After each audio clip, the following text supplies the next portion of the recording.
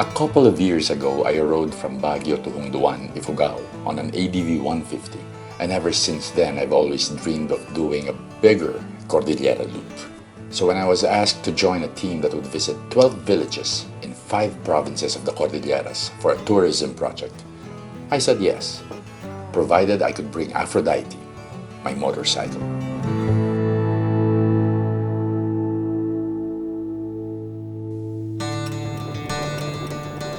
We left Baguio on the first day at 5 a.m. on our way to the first destination, Abra. It rained really hard almost all the way, so I didn't get to shoot any footage on the road.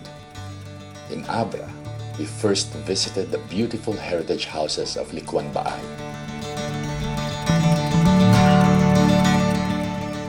Then, Salidumay Resort in Tagyoman. Too bad though that we didn't get to go around much because of the weather.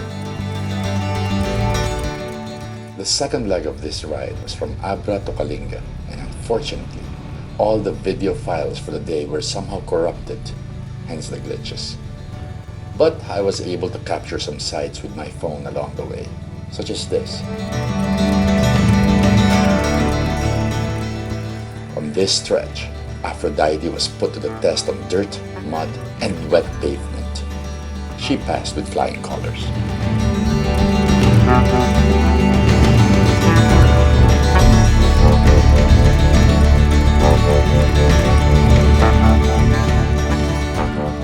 The ride took almost 6 hours, and after a quick lunch, we headed to our first destination in Kalinga and experienced a day in the life of the people of Liang Sanctuary Village in Tawang, Balbal.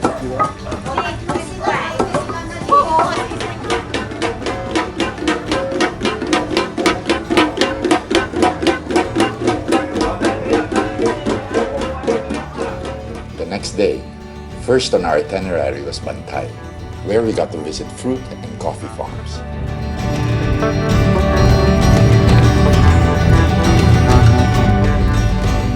From there, we went to the breathtaking Lobo village in Tamutan.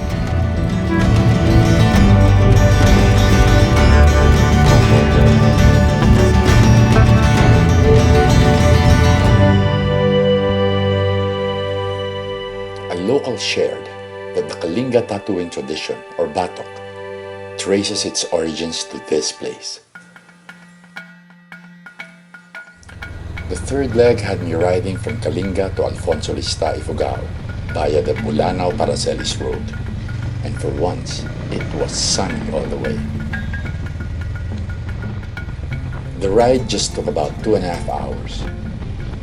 Situated in the foothills of Ifugao and Mountain Province, the panoramic views of the hills here are breathtaking.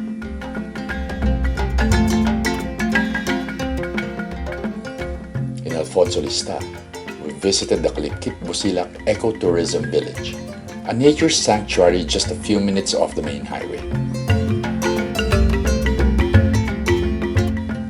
Then after lunch, we were off to our next destination, Aguinaldo, Ifugao, just under 2 hours away. On the way, rain clouds started forming, and as soon as we got there, the rains poured. Portions of the main road got flooded in record time, leaving us stranded in the gymnasium where the community prepared a presentation for us.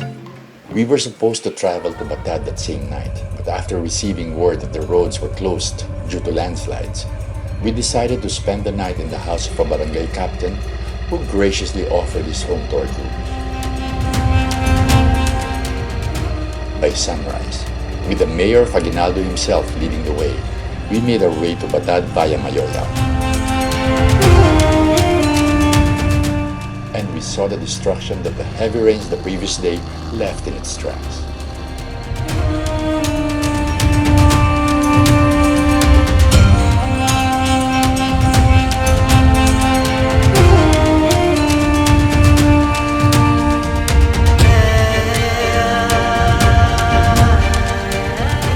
Along the way, numerous landslides.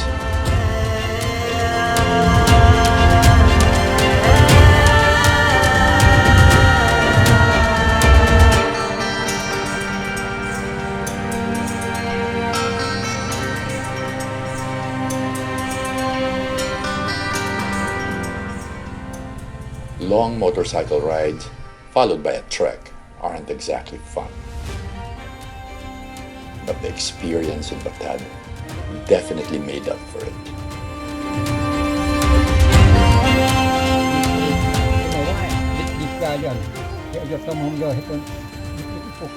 After a prayer from an elder, I was offered a taste of their tapoy,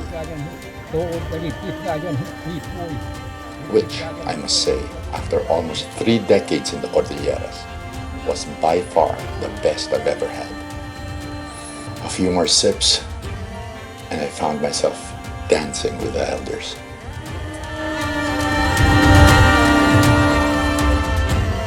And after a long trek back up from the village, I was back on the saddle for the 4th leg of this ride, Ifugao to Mountain Province.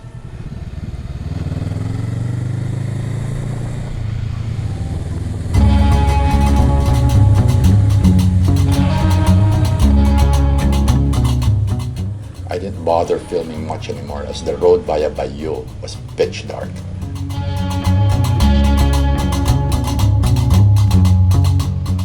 We spent the night at Mount Data Hotel in Baguio. The next morning, our first destination was the peaceful, scenic town of Balig, Mountain Province, where we had lunch by the dreamy Lake Tufod.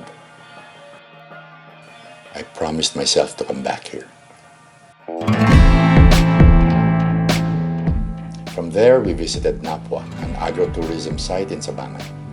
Again, we were supposed to travel to Scenic Benguet that same evening, but this time I was just too tired and just didn't have it in me anymore to ride in the rain that night. So I decided to stay in Mount Data to get a few hours of sleep before catching up with the team in Atok. I left Mount Data Hotel at 5 a.m. the next day.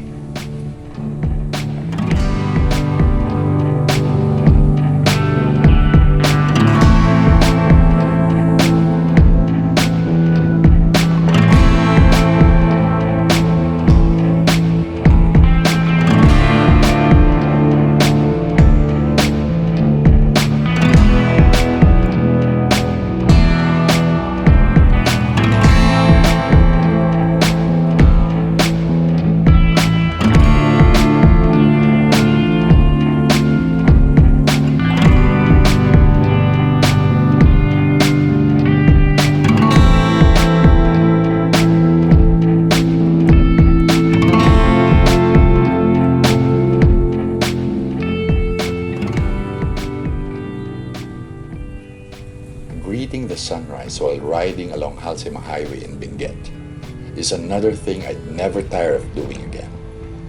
Doesn't matter which direction you're going. When enough light brings the majestic mountains of the Cordilleras into view, it's always worth stopping for, to take it all in.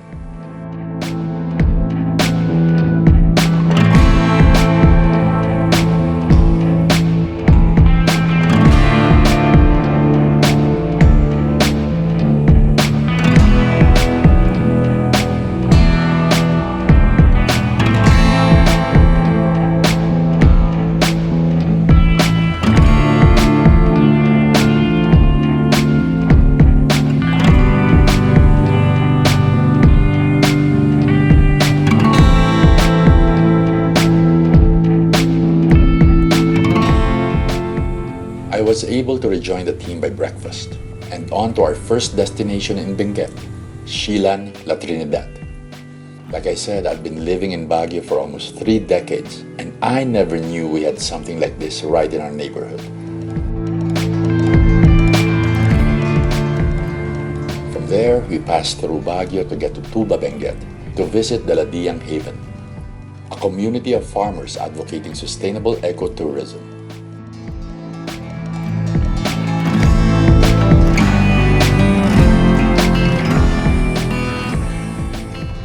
With that, I made my way back to Baguio via Palispis Highway, ending a 900-kilometer exhausting, exciting,